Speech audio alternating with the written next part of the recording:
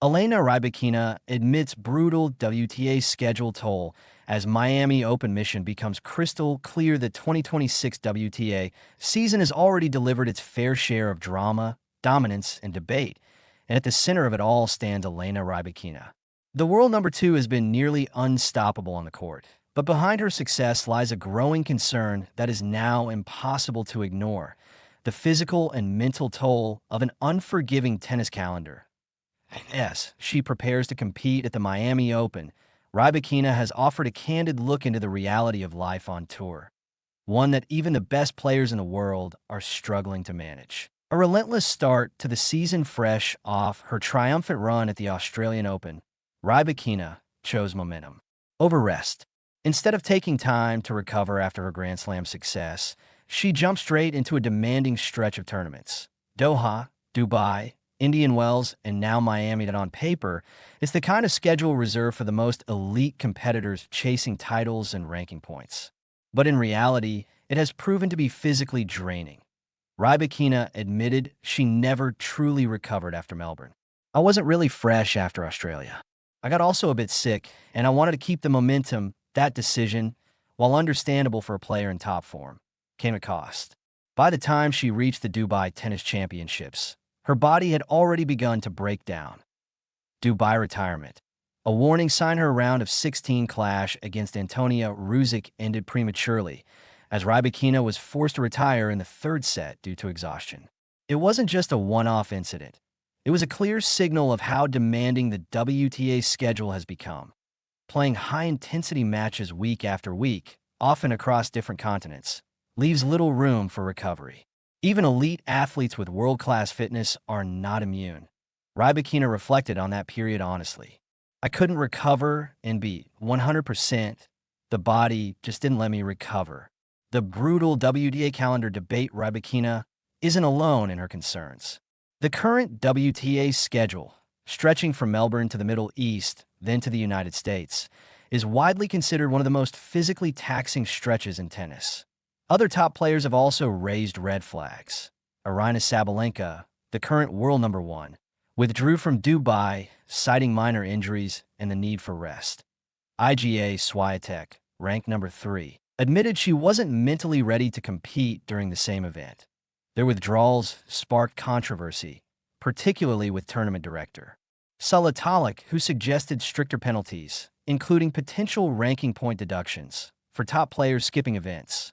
Sabalenka even hinted she might avoid Dubai altogether in the future, underscoring the growing tension between players and tournament organizers.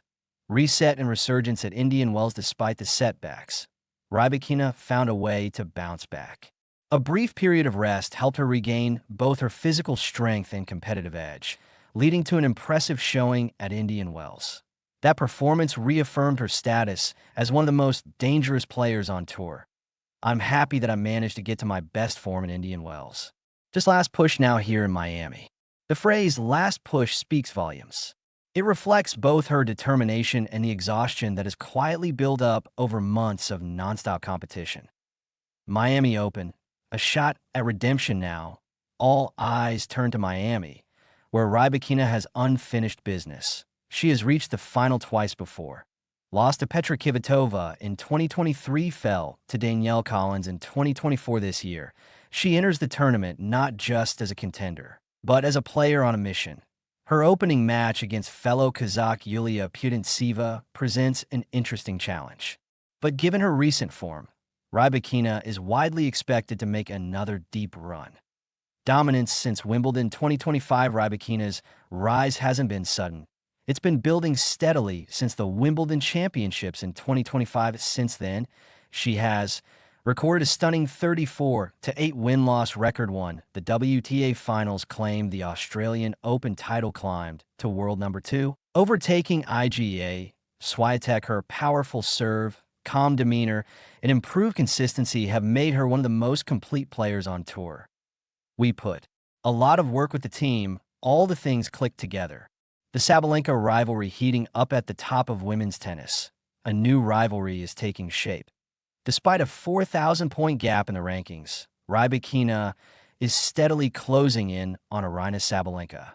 The two have dominated the biggest tournaments, Splitting victories at WTA Finals Australian Open Indian Wells, with both players drawn into the same half at the Miami Open, the possibility of yet another blockbuster final looms large. This budding rivalry is quickly becoming the defining storyline of the 2026 WTA season.